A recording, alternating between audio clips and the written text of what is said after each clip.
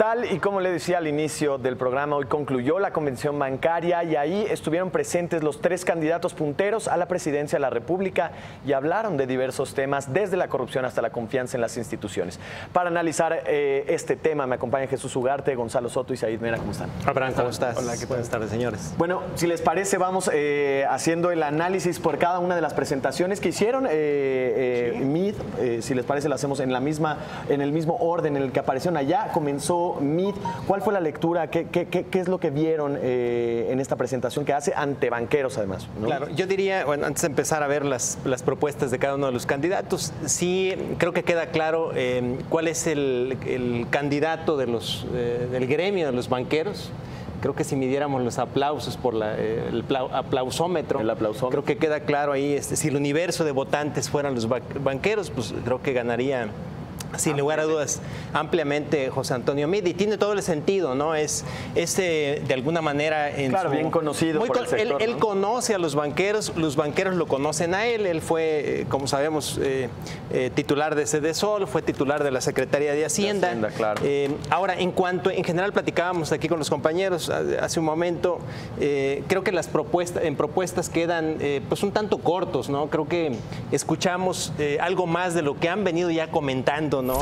Y hubo poca profundidad en cómo resolver, creo que 3 temas que son claves en este momento, 3 problemas, que es el tema del combate a la corrupción, el tema de la inseguridad, ¿no? Y el tema de cómo hacer para que la economía acelere en el crecimiento, ¿no? Salgamos de ese 2% que es insuficiente para la generación de empleos.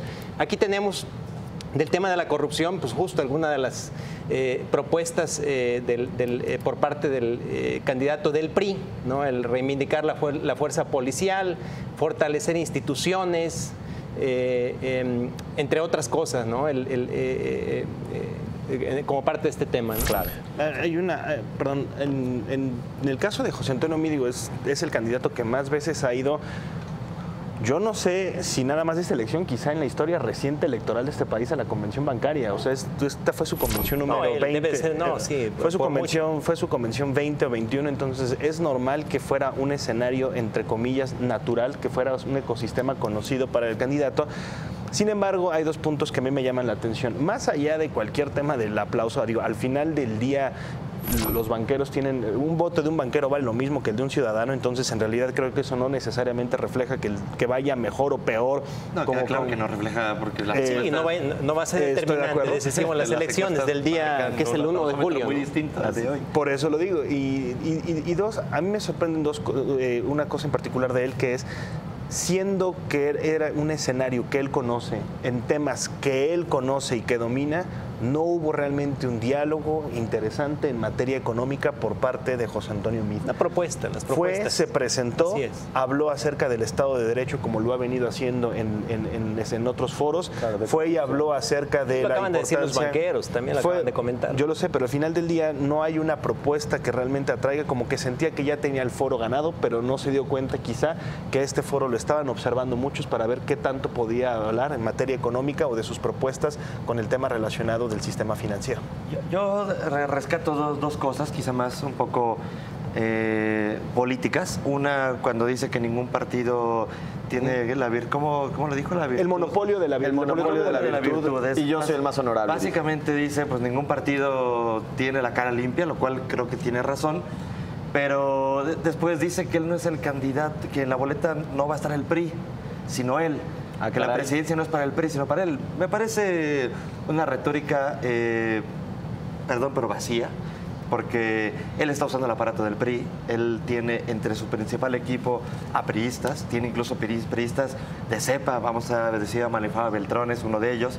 Es decir, sí es el candidato del PRI. O sea, yo entiendo que la estrategia de campaña es desligarme lo más que pueda de los Duartes y los Borges y todos ellos, pero es el PRI. En este país tú no puedes disasociar a un candidato de un partido. Porque más allá de que no sea militante incluso, pues José Antonio Meade representa al partido. Sí, si no quieres la bandera del PRI, tendré que ser un candidato independiente. Sí, me parece que así es. Sí me gustaría, me parece que esperaríamos en esta parte de intercampañas y bueno, ya en las campañas que este mismo mes, un debate un poquito más elevado. Es decir, él dice, querer darle la vuelta diciendo yo no soy el yo no, el PRI no quiere la presidencia, sino yo, es decir, no. Y esto lo comenta, no. perdón, esto lo comenta. Dirían allá, así no. Así es. Así no. Y eso lo comenta porque se le cuestiona de alguna manera el tema de corrupción del PRI, ¿no? Es decir, Claro, él compite con la bandera del PRI, es decir, Pero, Chucho, él puede decir que él es el candidato más honorable, como lo dijo. Él puede agarrar y decir... por eso, pero tiene la bandera del PRI. Permíteme, Chucho. Él puede agarrar y decir, yo soy el candidato más honorable, yo puedo ver a mi esposa y a mis hijos y decir que yo soy el candidato más honorable. Al final del día, en la boleta sí va a estar el PRI, claro, y él va a utilizar toda la maquinaria, todo el aparato priista, y hasta el momento lo sigue utilizando. La estructura. Así es. Y ha sido además, quienes han dado más nota en el tema político no ha sido necesariamente José Antonio Meade, han sido voceros con una reputación bastante cuestionable en todo este proceso, y todavía no estamos en campaña. Entonces, ojo, decir que el de la boleta soy yo, sin que esté el partido, creo que nadie se lo compra. Y aparte, José Antonio Meade ha insistido mucho en el tema de la corrupción y que incluso el presidente podría ser investigado en caso de que él sea presidente. Pues yo creo que deberíamos empezar desde ahora, es decir, sí, sería deseable que el argumento viniera acompañado de acciones, porque si bien dicen que la PGR no es usada para perseguir a otros contrincantes, pues tampoco es usada para investigar casos que ya deberían estar investigados. Claro. Vamos a mencionar uno de Brecht. Vamos a mencionar otro, César Duarte. Es decir, es muy difícil desasociar el discurso de anticorrupción, de yo no soy el PRI, cuando los hechos no lo acompañan. Claro. Sí, yo creo que, más allá de que la personalidad, el carisma, a lo mejor no le ayudan mucho también, que es algo que se ha puesto en la balanza. Es decir, insisto, coincido con lo que comentan, es decir, la bandera del PRI, el competir con la bandera del PRI no te ayuda. Quizá por eso también pues, está hasta hace unas semanas, o de acuerdo con las encuestas, está en tercer lugar y no se veía hasta hace algunas semanas que despuntara, ¿no? Claro. Nos movemos de candidato, nos movemos ahora hacia Anaya, Ricardo Anaya, que pues al parecer, o por lo que pude ver del programa, pues, dedicó buena parte de su presentación a defenderse. No sé cuál es el análisis que van a hacer. Yo creo que fue, no sé qué se coincidieron ustedes, me parece que fue la presentación más gris. ¿Por qué? Porque José Antonio Meade estaba en su hábitat, Andrés Manuel tenía mucha expectación de que iba a ser los banqueros, de Anaya no se esperaba mucho y no pasó tampoco mucho. Yo no sé si coinciden que fue la más gris. Fue la más gris también en el sentido de que fue el único que llevaba realmente, o sea, iba detrás de un escudo, iba a defenderse, y aparte la cosa fue a defenderse de la misma manera en que lo ha venido haciendo en los últimos días. Presentación, exactamente, no hubo realmente algo distinto. La acusación de lavado de dinero, de esta operación inmobiliaria en la que está involucrado, y en consecuencia lo que hace es, pues desde luego, atacar a la PGR. Que eso le da, perdón. Todo lo que ya sabíamos lo vino a repetir en un foro que esperaba una propuesta también económica o financiera de un candidato que supuestamente dice conocer del tema. Sí, habla de que la PGR es el cuarto de junto de la... Digamos que vino a un acto más de la campaña, es decir, esta campaña que trae Anaya y su partido o el Frente de acusar a la PGR de un uso indebido de funciones, para atacarlo, para sacarlo de la contienda. No se movió, me parece, de ese script, y de ahí en más no rescataría yo mucho de... Sí, como parte de la crítica, Abraham, no estoy de acuerdo ahí, habla de la crítica a la PGR, habla de la creación de una Fiscalía General, ¿no? Un órgano independiente, autónomo, que sustituya de alguna manera a la PGR, porque considera que ha estado actuando de manera en favor en este caso del PRI. En fin, creo que son de las cosas. Ahora la pregunta es si es el foro en donde tiene que ir a decir estas cosas. Claro, porque volvemos un poco al punto inicial. Uno esperaría ver propuestas económicas. Yo creo que había específicamente. Yo creo que había pocos foros, oportunidades importantes como el que tuvo Ricardo Anaya de presentar alguna propuesta interesante sin tener que defenderse tanto como lo hizo. Yo creo que los banqueros no estaban realmente tan interesados en escuchar si era la defensa o no, la presentación que hizo o no, los actos de corrupción. A ver, sí es un tema importante, pero yo creo que ellos habrían esperado de un candidato como Ricardo Anaya tener algo más. Ahora, claro, y además siendo el candidato menos conocido en materia económica. Y aparte el segundo lugar en las encuestas. Claro, en la mayoría de las encuestas. Ahora, el tema es, mi tema con Ricardo Anaya últimamente es en cada oportunidad se defiende, pero me parece que sigue sin responder preguntas clave del caso.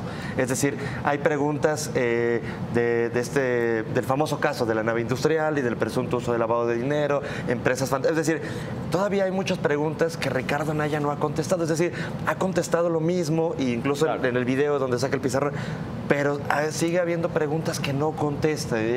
Entonces, ¿para qué seguir usando espacios para defender y para repetir lo mismo, ¿no? Muy bien. Nos movemos ahora de candidato al tercer candidato, el candidato de la última coalición, Andrés Manuel López Obrador, que les habló, hizo algunas propuestas, también hizo por ahí bromas de que no habla de corrido.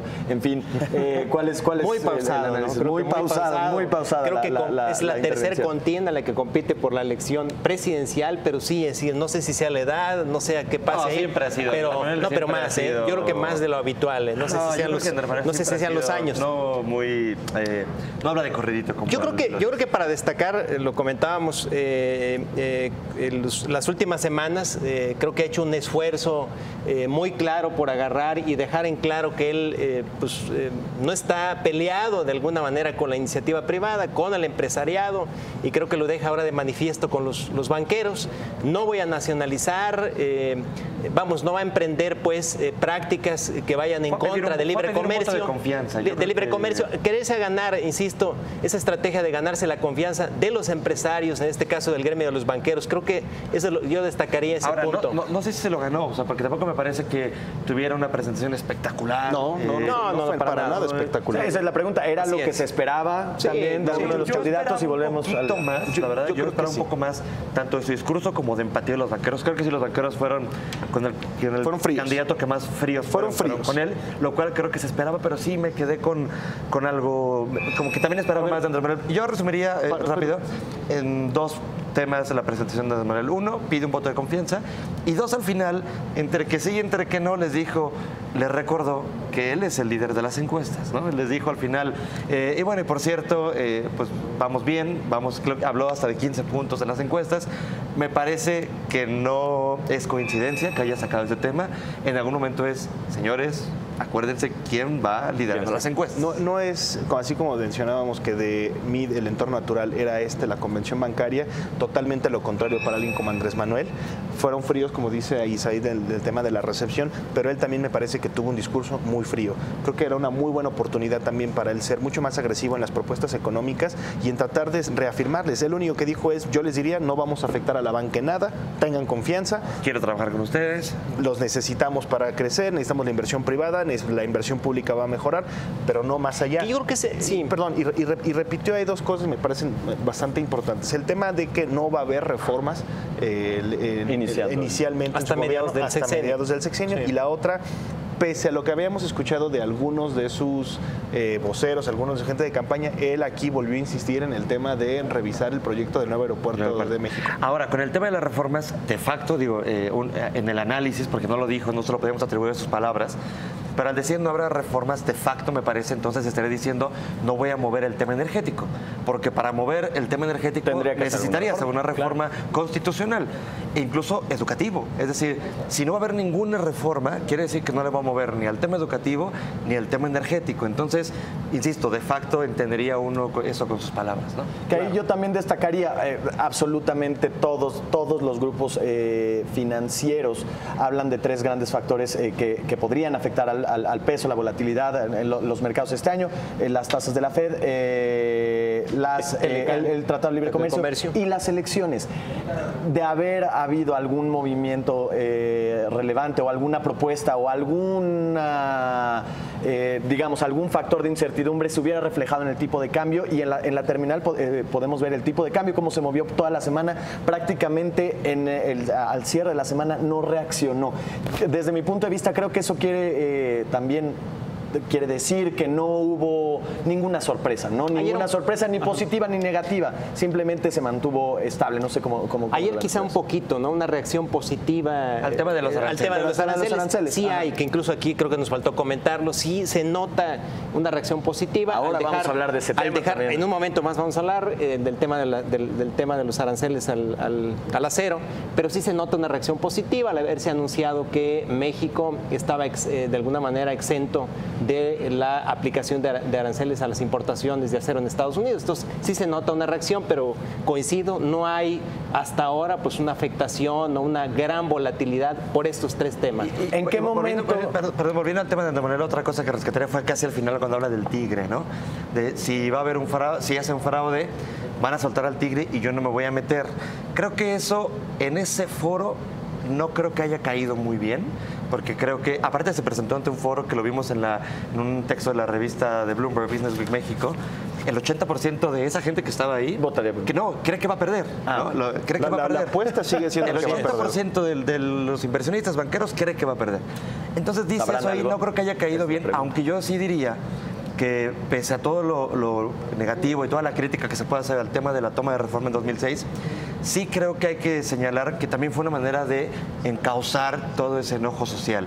Y entonces lo que dijo hoy es, si vuelve a pasar algo, es decir, que vuelve a haber un enojo social por una sospecha de fraude, que yo no me voy a meter. Lo suelte, eso sí me parece que será relevante y seguramente, como no en el foro, a lo mejor no se le da mucha bola. Pero en adelante creo que me parece importante ese discurso. Volviendo al tema de las propuestas económicas, vamos a ver en algún momento, y quisiera que con esto concluyéramos, ¿cuándo creen que vamos a poder ver realmente ya un proyecto o el proyecto de cada uno de los candidatos? Yo creo que hasta los debates. Yo le esperaría ahí. Antes yo no veo propuestas de fondo. Ojalá ahí las tengan, porque también corremos el riesgo de que lleguen los debates de que llegue la elección y no haya. Es decir, simplemente sean buenos propósitos y no haya propuestas de fondo. Y dos, que se dé a conocer cómo, que ese es el problema. Es decir, aventamos luego la propuesta, pero no decimos cómo hacerlo, ¿no? Todavía se ve bastante improvisado, ¿no? Creo que en los tres candidatos todavía se ve como una guía bastante improvisada. Como, concentrados en otra cosa, quizá. Exactamente, en una cuestión de acusaciones, de dimes y diretes. Las propuestas, ojalá lleguen. Yo no sé si van a llegar en los debates. Ya la verdad es que no sé siquiera si van a llegar. Yo creo que la propuesta llegará cuando empiecen las campañas. Me parece que está muy claro la estrategia de cada candidato. Andrés Manuel es nadando, digamos, de a muertito, mientras los otros dos están dando un agarrón a ver quién es el que se va a rifar en el 1 a 1. Entonces me parece que de aquí al 30 de marzo veremos a Naya y a Mid siguiéndose en una pelea. Por ver quién se queda en el segundo lugar. ¿Quién se echa el 1 a 1? Y Andrés Manuel pues va a mantenerse, me parece, flat, y ya en las campañas pues yo creo que incluso van a empezar así los ataques también contra Andrés Manuel. Bueno, pues muchas gracias por el análisis, Isaid Mera, Gonzalo Soto, Jesús Ugarte, muchas gracias por el análisis. Vamos a hacer una pausa por el momento, regresamos con otra mesa de análisis aquí en Mesa Central, no se vayan.